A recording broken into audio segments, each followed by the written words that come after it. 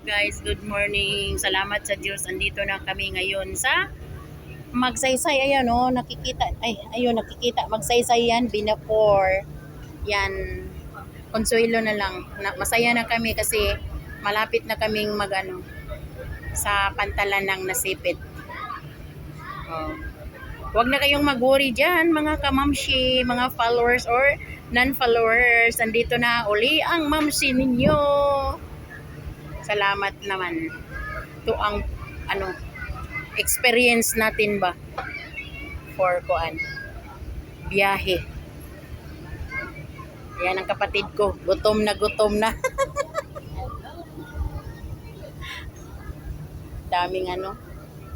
daming na-worry talaga kasi dapat alas 5 kami eh. Tapos ng oras ngayon 9 na. So, thank you for watching guys and God bless ating lahat.